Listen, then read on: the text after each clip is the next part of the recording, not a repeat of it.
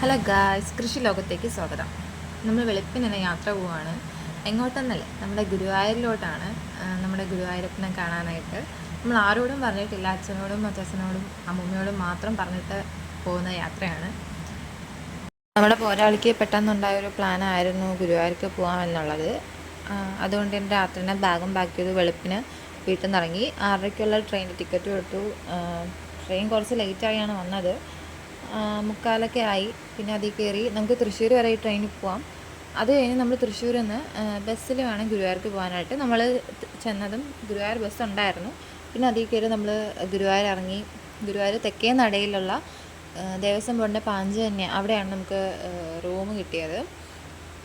നമ്മൾ ചെന്നപ്പം 3 കട്ടയിലുള്ള റൂമായിരുന്നു അവൈലബിൾ. പിന്നെ നമ്മൾ അതെടുത്തു.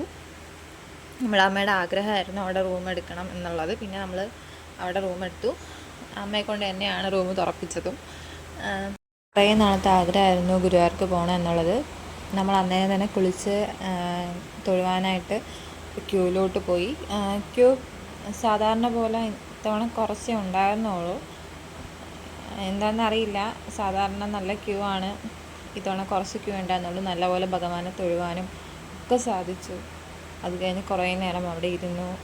അവിടെ ഇരിക്കുമ്പോൾ കിട്ടുന്ന സമാധാനം അതൊരു പ്രത്യേകത തന്നെയാണ്.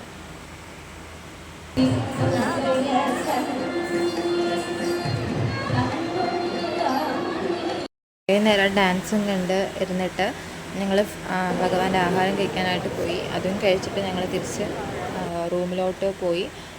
പോയപ്പോഴാണ് കുഞ്ഞ് വിളിക്കുന്നത്, വെളുപ്പിന് അവർ ഗുരുവായൂരെത്തും.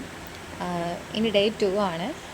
വെളുപ്പിന് തന്നെ അവരെത്തി. നമ്മൾ കുളിച്ച് സാരി കൊടുത്ത് മുല്ലപ്പൂവൊക്കെ വെച്ച് ഭഗവാനെ തൊഴുവാൻ പോവുകയാണ്. ഇന്ന് വ്യാഴാഴ്ചയാണ്. നല്ല തിരക്കുണ്ടായിരുന്നു. തൊഴുവാനായിട്ട് കുറേ നേരം ക്യൂവിൽ നിന്ന് ഭഗവാനെ ഒന്ന് കണ്ടു. ഒരുപാട് തവണ ഇവിടെ വന്നിട്ടുണ്ടെങ്കിലും ഇത്തവണയാണ് ഭഗവാന്റെ പായസം വാങ്ങാനും കഴിക്കാനും ഉള്ള ഭാഗ്യം ഉണ്ടായത്. ഇന്ന് നിറയെ കല്യാണം ഉണ്ടായിരുന്നു. ഭഗവാനെ തൊഴുതിട്ട് മമ്മിയൂർ പോയി മഹാദേവനെയും കണ്ടു. വൈകുന്നേരം ഭഗവാന്റെ ശിവേലിയും തൊഴുത് നട അടച്ച ശേഷമാണ് വെളിയിലോട്ട് ഇറങ്ങിയത്. ഡേ 3 രാവിലെ തന്നെ ഭഗവാനെ തൊഴുതിട്ട് അന്ന് ഒരുപാട് കല്യാണം ഉണ്ടായിരുന്നു. പിന്നെ മഞ്ജുളാൽ കാണാനായിട്ട് പോയി.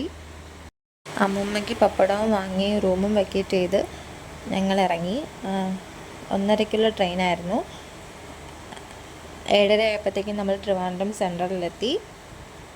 ഇനി മറ്റൊരു വീഡിയോയുമായിട്ട് വരുന്നതായിരിക്കും. എല്ലാവർക്കും നന്ദി.